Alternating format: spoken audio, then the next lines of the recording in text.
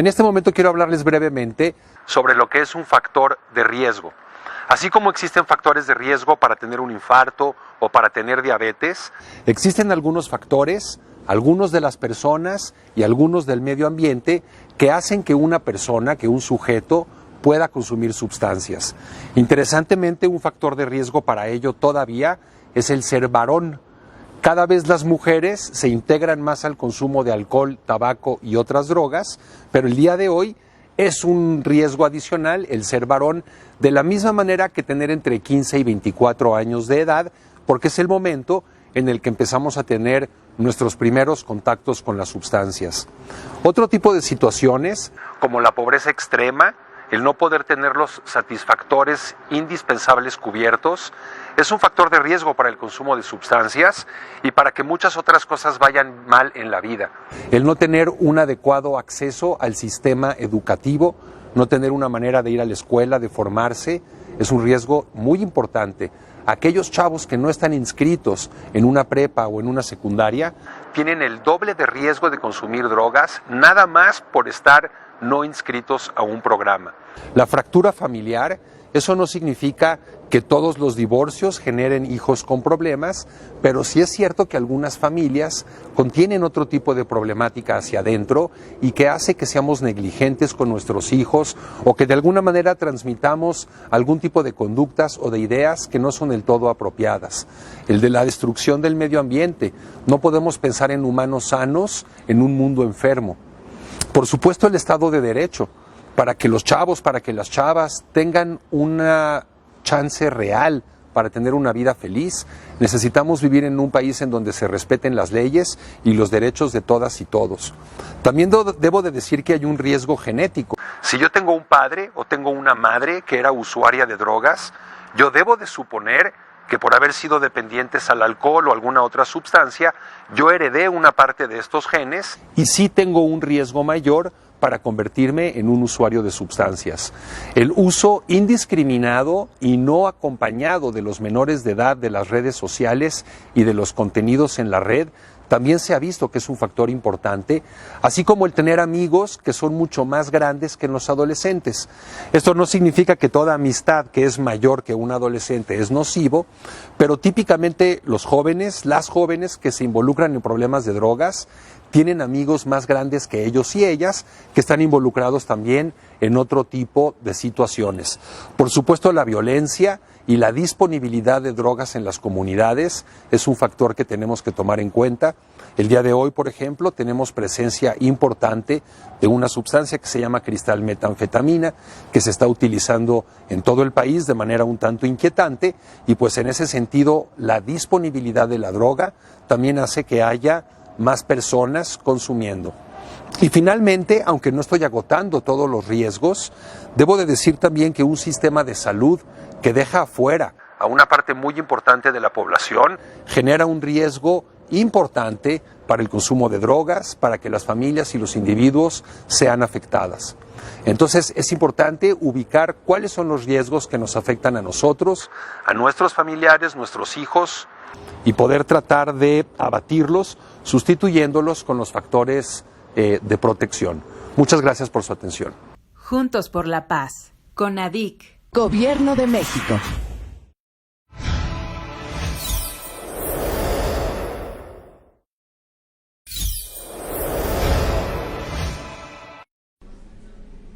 Hola, ¿qué tal? Mi nombre es Juan Manuel Quijada Gaitán, soy médico psiquiatra y les quiero compartir un fragmento de lectura. Inicio. He visto a muchos adultos que se enfadan cuando un niño les plantea preguntas científicas. ¿Por qué la luna es redonda?, preguntan los niños. ¿Por qué la hierba es verde? ¿Qué es un sueño? ¿Hasta qué profundidad se puede cavar un agujero? ¿Cuándo es el cumpleaños del mundo? ¿Por qué tenemos dedos en los pies? Demasiados padres y maestros contestan con irritación o ridiculización, o pasan rápidamente a otra cosa. ¿Cómo querías que la luna fuera cuadrada? Los niños reconocen enseguida que por alguna razón este tipo de preguntas enoja a los adultos. No entiendo por qué los adultos simulan saber todo ante un niño de 6 años. ¿Qué tiene de malo admitir que no sabemos algo? Muchas de estas preguntas afectan aspectos muy profundos de la ciencia, algunos todavía no resueltos. La luna que sea redonda tiene que ver con el hecho de la gravedad. Es una fuerza que tira hacia el centro de cualquier mundo y con lo resistentes que son las rocas. La hierba verde es a causa del pigmento de la clorofila. Quizás sea la plasmación de un accidente de la antigua historia de la vida Tierra, pero hay algo que todavía no entendemos sobre por qué es la hierba verde. Hay mejores respuestas que decirle al niño que hacer preguntas profundas en una especie de pifia social. Si tenemos una idea de la respuesta, podemos intentar explicarla. Aunque el intento sea incompleto, sirve como reafirmación e infunde ánimo. Si no tenemos ni idea de la respuesta, podemos ir a la enciclopedia. Si no tenemos enciclopedia, podemos llevar al niño a la biblioteca o podríamos decir, no sé la respuesta. Quizá no la sepa nadie. A lo mejor, cuando seas mayor, lo descubrirás tú. Esto es lo que les quería compartir. Muchísimas gracias. Juntos por la paz, con ADIC. Gobierno de México.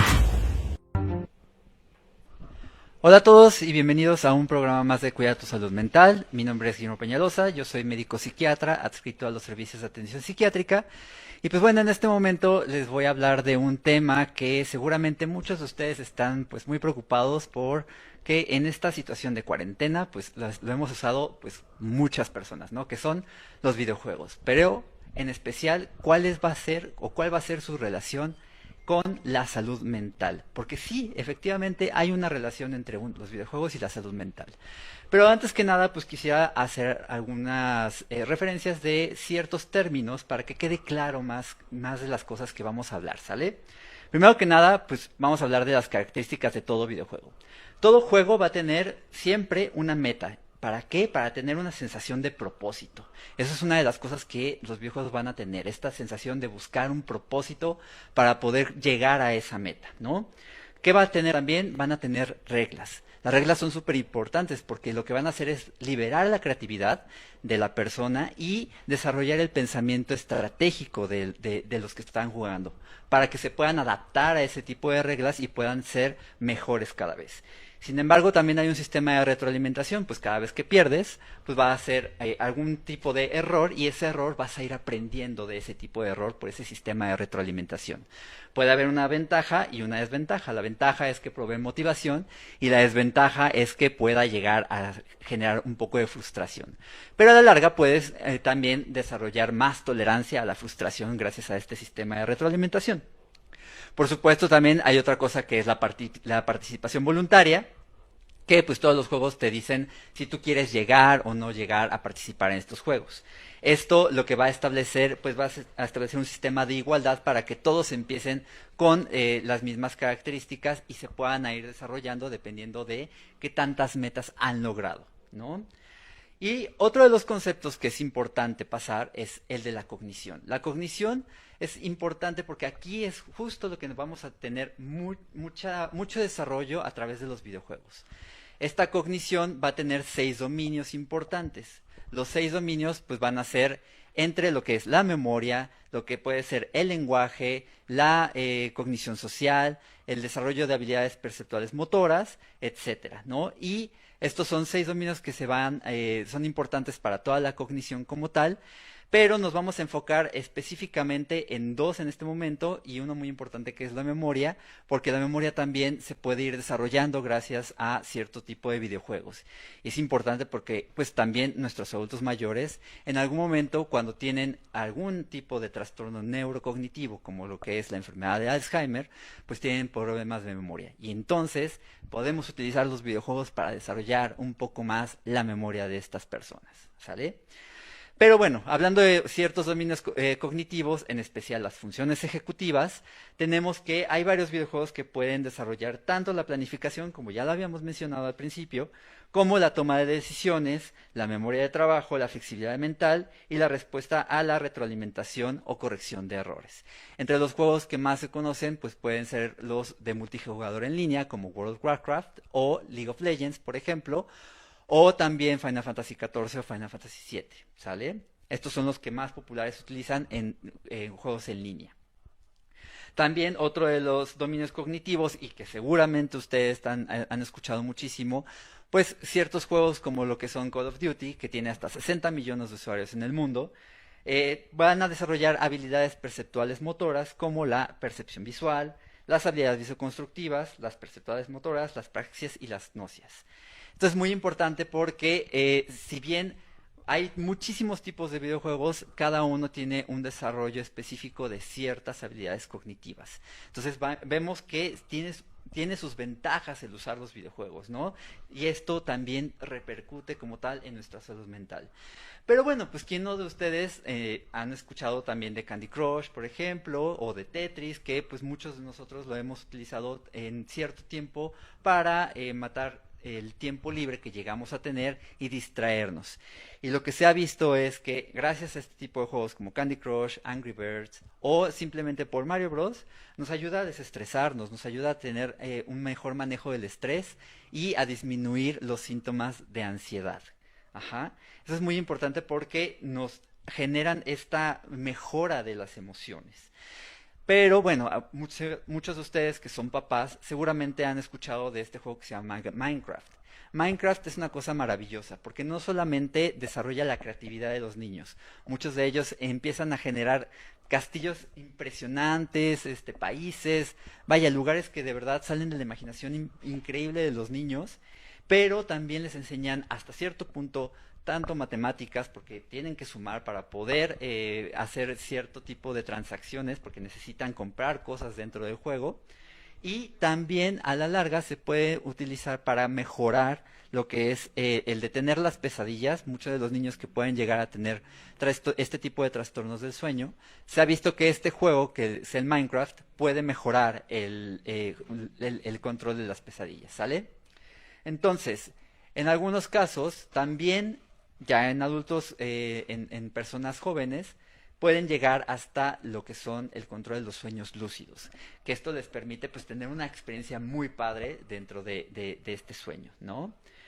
Sin embargo, pues bueno, hay algo que es importante también decir. Muchas veces pensamos que este tipo de obstáculos pues son innecesarios, pero ¿por qué, si son innecesarios, por qué nos hacen tan felices? Esto es porque puede matar o puede generar el cierto trabajo para matar el tiempo, ¿no? Como que es el Candy Crush, como lo habíamos mencionado. También para generar un trabajo mental. El trabajo mental también nos genera felicidad, como lo que es Age of Empires o Fire Emblem, por ejemplo. El trabajo físico, actualmente hay muchos videojuegos que realizan un trabajo físico muy extenuante, al grado de que llegas a hacer pues cantidades exorbitantes de cardiovascular, como lo que es el Ring Fit o el Beat Saber, así como también el trabajo por descubrimiento, el descubrir nuevas zonas, nuevos lugares, etcétera, como lo que es el BioShock. Algunos como trabajo en equipo, que eso también es muy importante y más adelante lo vamos a poner muy en cuenta, como el Final Fantasy XIV, League of Legends, etcétera. Y también el desarrollo del trabajo creativo, como lo es el Minecraft, que como lo habíamos mencionado, desarrolla muchas habilidades de todos los niños. Entonces, ya tienen bastantes opciones. Ahorita que estamos en esta cuarentena, pues no le tengan miedo a los juegos. Vaya, hay que saber qué límites poner, ¿no? Porque vamos a hablar también más adelante de cuánto tiempo es lo más recomendado para que los niños jueguen. Y también saber qué es lo que se tiene que hacer cuando ya puede existir cierto problema. Pero no nada más tenemos esa parte, ¿no? Muchas de las poblaciones en situaciones de vulnerabilidad, como lo que son las personas que pertenecen al colectivo LGBT o personas con discapacidades diferentes, pueden llegar a sentirse con este sentido de pertenencia. ¿Por qué? Porque están generando o desarrollando una característica diferente dentro del mismo juego y se empiezan a conectar con las mismas personas. De hecho, hasta se ha visto que muchas de las personas que llegan a sentirse fuera o que no se sienten pertenecientes a la sociedad, cuando entran a este tipo de juegos que es de trabajo en equipo, lo que puede llegar a generar es este sentido de pertenencia y disminuir hasta cierto punto los síntomas depresivos. Súper importante porque también aumentan la capacidad de sociabilización de este tipo de personas. Pero bueno, también vamos a tener algo bien importante, ¿no? ¿Qué puede hacer o qué puede generar la influencia en la interacción social? Muchas veces de las cosas más importantes que se ha visto en los videojuegos de trabajo en equipo o los videojuegos online es que desarrollan habilidades para poder trabajar en equipo y esto lo pasan a situaciones en la vida real en donde pueden mejorar y hasta se ha visto que estas personas, estos adolescentes, niños, que han hecho o que han tenido trabajos o han estado jugando en situaciones online, pues mejoran mucho sus capacidades en la vida real para poder trabajar con otras personas en equipo. Imagínense nada más qué padre poder tener una mejor correlación con tus mismos pares para poder tener un mejor trabajo en equipo. Pero bueno, no vamos a hablar también de algunas cosas, algunos juegos que específicamente hablan de temas de salud mental, como lo que puede ser el juego de Hellblade. Este juego habla mucho, si ustedes han escuchado de las alucinaciones auditivas que se están presentando o se presentan muy frecuentemente en personas con esquizofrenia, esta enfermedad en donde pueden llegar a tener síntomas psicóticos, como lo que mencionaba las alucinaciones auditivas, este juego específicamente se hizo con el objetivo de tener una sensibilización, de hecho hasta se hizo con profesionales de la salud mental, para poder ver o sentir cómo están estas alucinaciones auditivas, ¿no? Cómo la persona que las percibe lo puede llegar a presentar o lo puede llegar a tener durante la experiencia del mismo juego. Entonces, este juego lo que va a hacer es que de repente te escuchas los audífonos y empiezas a escuchar las voces por todos lados, ¿no? Y justamente hace esa sensibilización. Otro de los juegos que también habla de la salud mental es el juego de Gris. Esta hace una analogía, una metáfora a través del personaje Gris, en donde parece que se va desmoronando su mundo y empieza como un mundo monocromático, como si fuera una persona que está pasando por un trastorno depresivo. ¿Qué es lo que va pasando? Es que vas, pasando ciertos obstáculos y a través del paso de esos obstáculos, y bueno, una analogía también de cómo llega a tomar hasta los antidepresivos, que en este caso son como estrellas, va generando o va desarrollando más colores su mundo y se va haciendo con más forma, ¿no? Al grado que pues va a tener como más conciencia de lo que está pasando dentro de su mismo cuerpo y pues el sobrepasar este tipo de enfermedad. También tenemos otro tipo de juegos que pueden hablar justamente de la salud mental como tal específico, como lo puede ser el Persona 5, que habla mucho de la teoría de Jung, ¿no? De lo que puede ser una persona y su sombra, ¿no? Como tal. O juegos como Figment o Celeste. Entre otros, hay muchísimas formas de hablar de la salud mental a través de los videojuegos. Entonces, si se dan cuenta, hay mucho estigma porque se cree que pueden ser peligrosos o pueden ser malos los juegos, ¿no? Recuerden que también tienen una clasificación específica.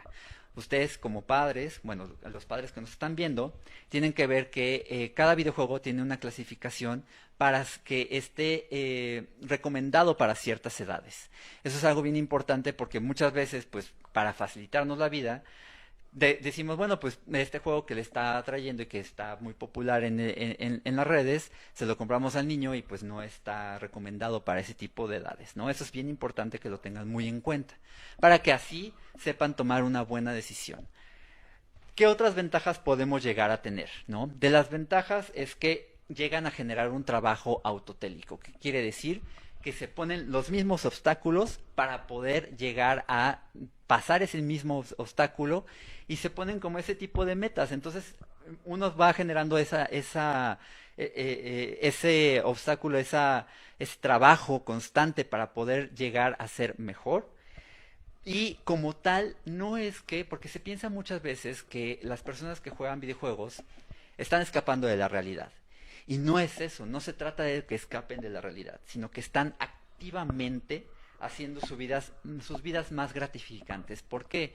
Simplemente el hecho, como les mencionaba, el hecho de que están pasando, llegando a la meta del videojuego que están en ese momento jugando, les va a generar ese sistema de retroalimentación, esa motivación, y si pueden llegar a ganar, ¿no? O si tienen, o si han derrotado cierto jefe que les generaba muchísimo problema, pues entonces se sienten súper felices, y esa felicidad, claro que les va a generar esa gratificación. Entonces, como les decía, no es que están activamente, no es que están escapando de la realidad, sino que están activamente haciendo sus vidas más gratificantes. Ahora, efectivamente, esta gratificación, cuando es demasiada, ¿no? Nos genera muchísima emoción, algo que muchos de los psicólogos le pueden llamar fiero, ¿no? Que esto es un término en italiano, que es como decir que es el orgullo. Pero tanto fiero, tanto orgullo, tanta emoción, lo que puede generar como cuando, por ejemplo, un futbolista mete un gol y que está así súper emocionado para poder, para hacer, que haya metido ese gol.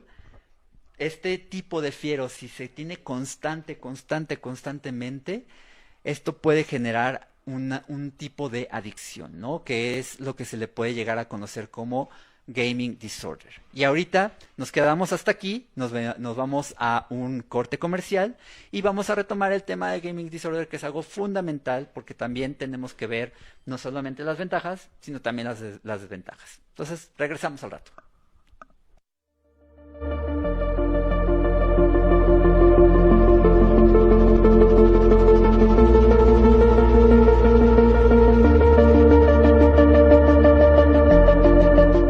La Línea de la Vida es un servicio dedicado a la atención y promoción de la salud mental, así como a la prevención, recuperación y rehabilitación de sustancias psicoactivas y emergentes.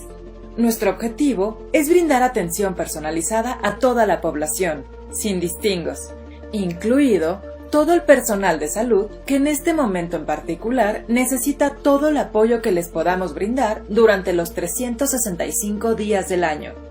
El apoyo es multicanal, vía telefónica, redes sociales y presencial, de manera profesional y con calidez.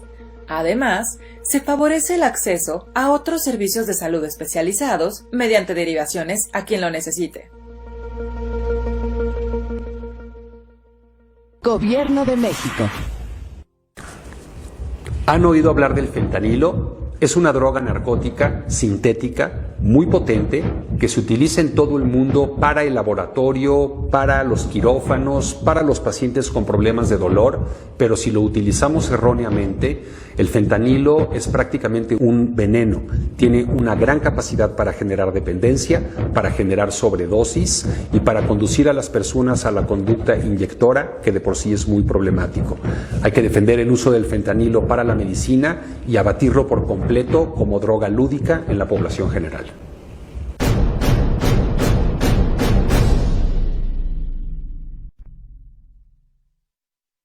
Gobierno de México.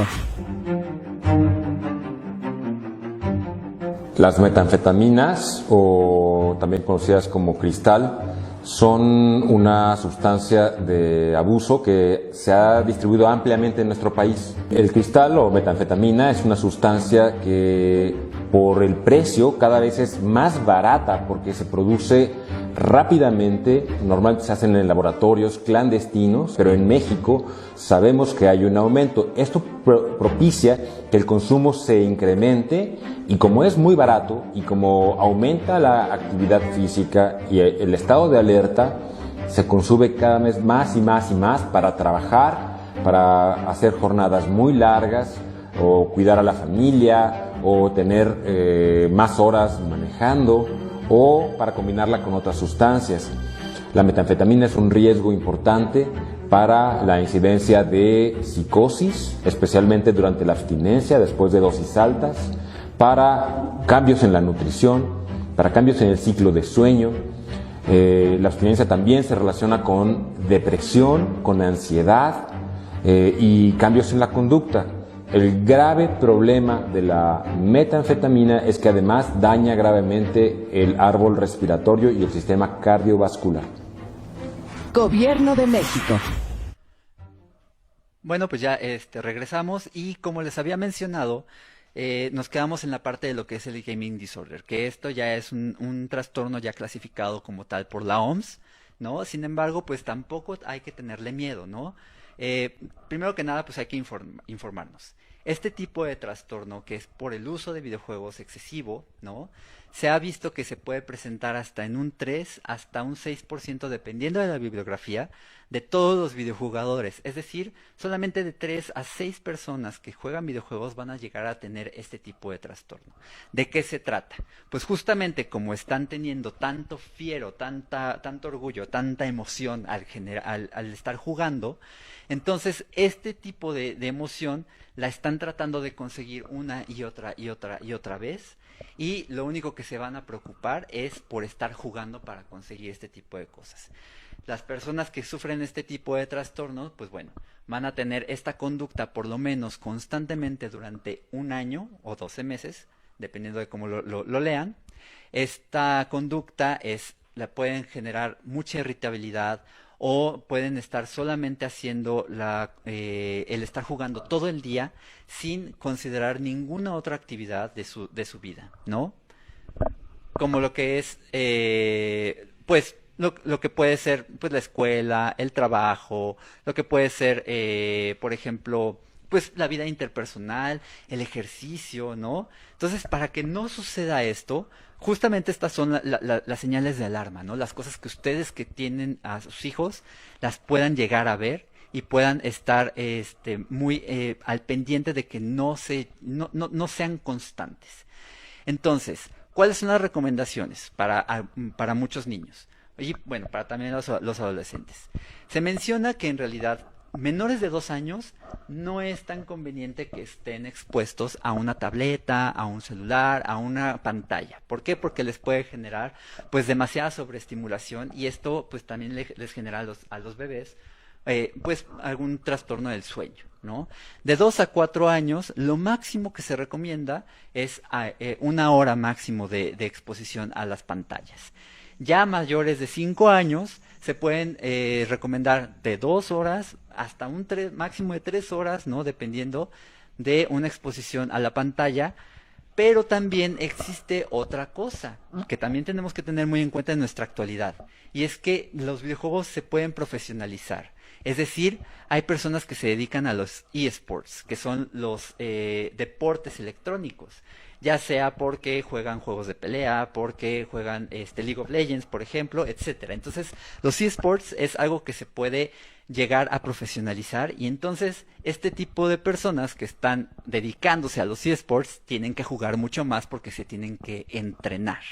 Sin embargo, pues jamás se les va a decir que tengan que entrenar pues más de 8 horas, ni siquiera un deportista pues va a entrenar más de 8 horas al día, ¿no? Eso es también por parte de la salud.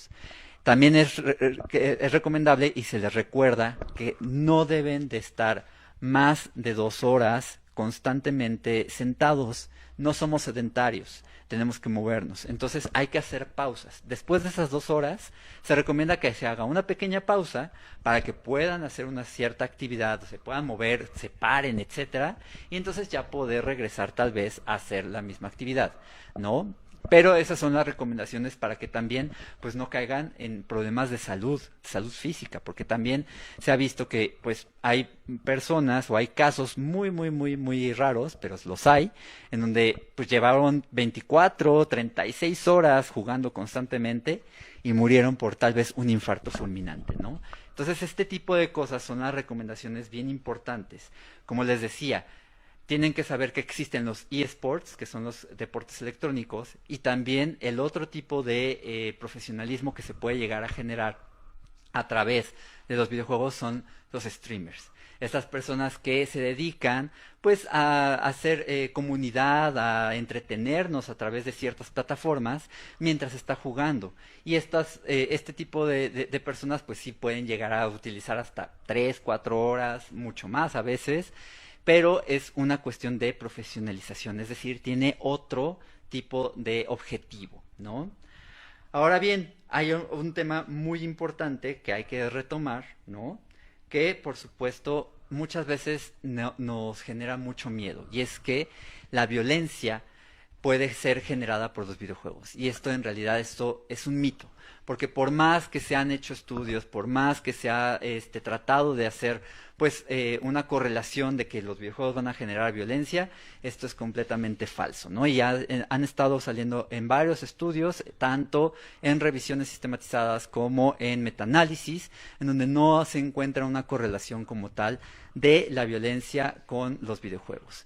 Entonces, por ese lado, hay que ver más allá, ¿no? Es decir, el ambiente en donde se desarrollan, qué es lo que está pasando, por qué es lo que está sucediendo alrededor de la conducta violenta, ¿no? No nada más se trata de una sola cosa y decir que ese es el causante de todo, no.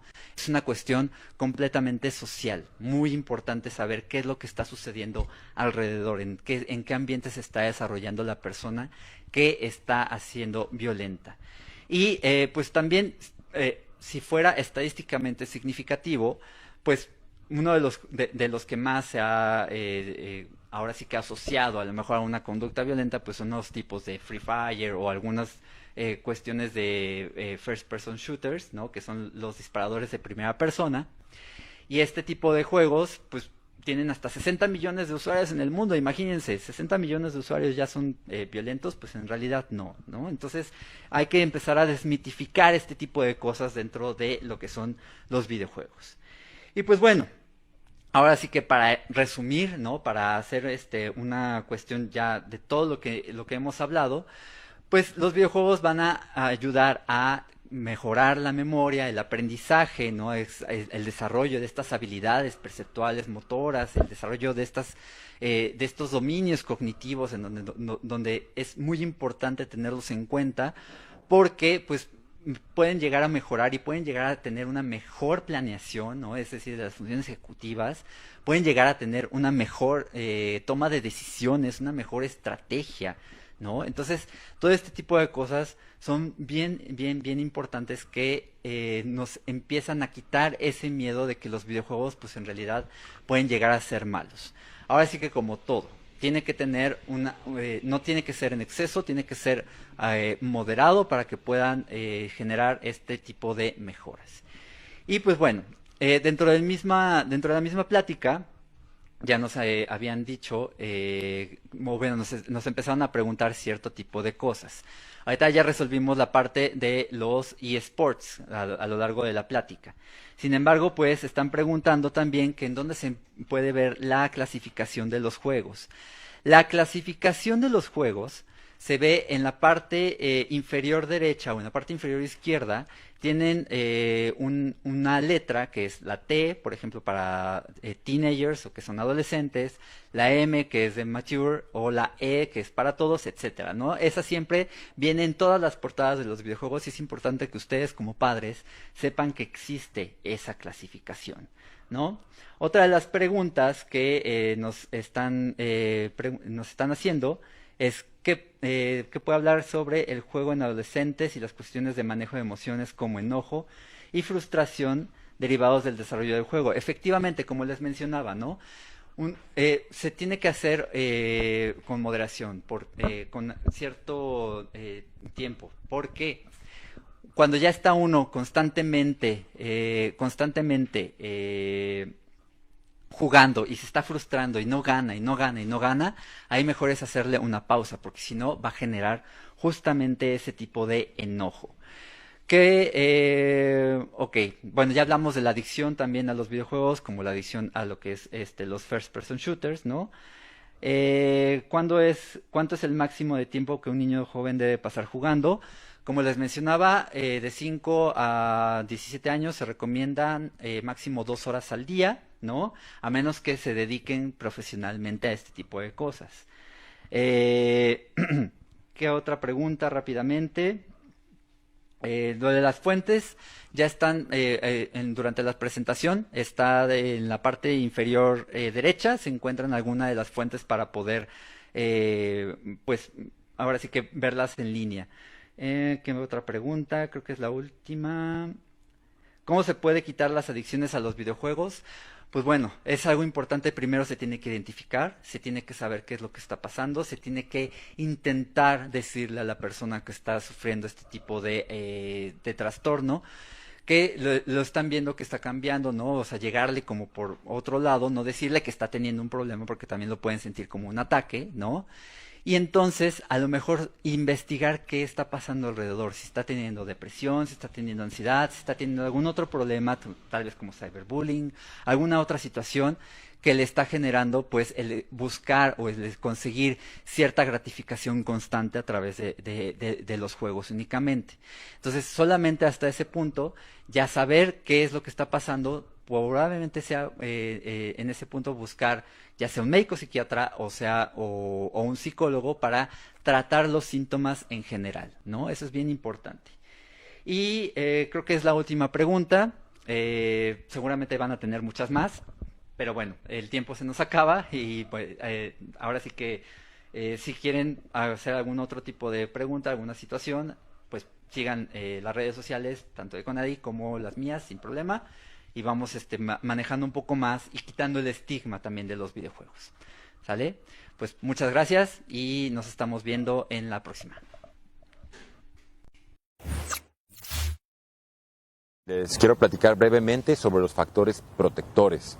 Los factores protectores son los que reducen el riesgo de que tengamos problemas cuando tenemos consumo de cualquier tipo de sustancia.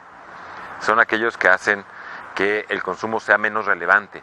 Hacen que la vida se afecte menos cuando tenemos contacto o consumimos alguna sustancia. Podemos pensar, por ejemplo, en el uso de la cafeína. Si sabemos en qué momento se usa, por ejemplo, en las mañanas, en qué cantidades. Y hay otra cantidad de cosas que nos interesan, no solamente la sustancia, ¿no? Factores protectores significa que hay elementos en la cultura, En nuestra vida social, en nuestra vida cotidiana, que se vuelven muchísimo más relevantes, que nos hacen poner atención sobre nuestro cuerpo, sobre nuestra comunidad, sobre las personas, sobre el bienestar en general de todos. Los factores protectores son actividad física, comunicación apropiada con nuestros padres, tíos, la comunicación transgeneracional. Otro elemento protector, otro factor protector, radica en prácticas culturales. México está lleno de prácticas culturales valiosas. Que nos hacen comunicar entre nosotros, entre los diferentes grupos, con bailes, cantos, colores, lugares, con el cuidado de la naturaleza. Son factores protectores. Cuidar de la comunidad, cuidar de nuestro entorno, reconocer nuestras capacidades, las de los demás. Y reconocer también actividades fundamentales como conversar, narrativa, identificar las personas que son clave en nuestra comunidad. Desde luego que aprender sobre nuestra historia, sobre nuestro patrimonio inmaterial, es sin duda uno de los elementos que nos protege contra los problemas relacionados con el consumo de sustancias. Juntos por la paz. CONADIC. Gobierno de México.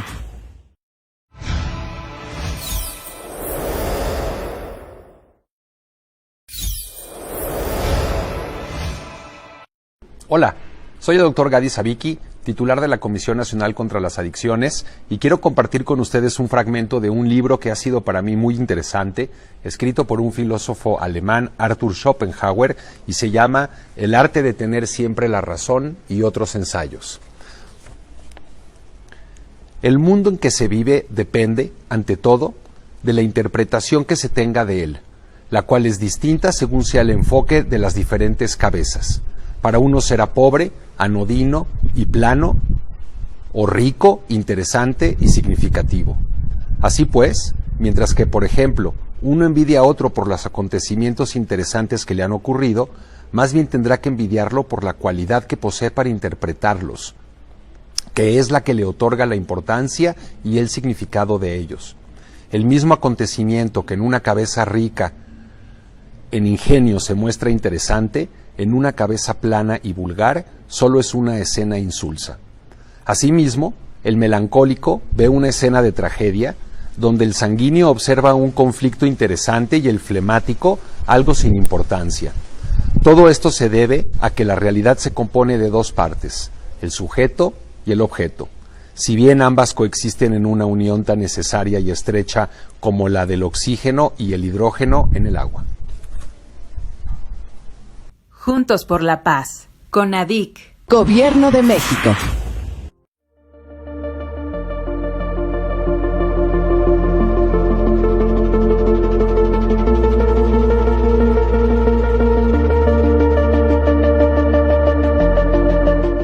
La Línea de la Vida es un servicio dedicado a la atención y promoción de la salud mental, así como a la prevención, recuperación y rehabilitación de sustancias psicoactivas y emergentes. Nuestro objetivo es brindar atención personalizada a toda la población, sin distingos, incluido todo el personal de salud que en este momento en particular necesita todo el apoyo que les podamos brindar durante los 365 días del año. El apoyo es multicanal, vía telefónica, redes sociales y presencial, de manera profesional y con calidez. Además, se favorece el acceso a otros servicios de salud especializados mediante derivaciones a quien lo necesite. Gobierno de México.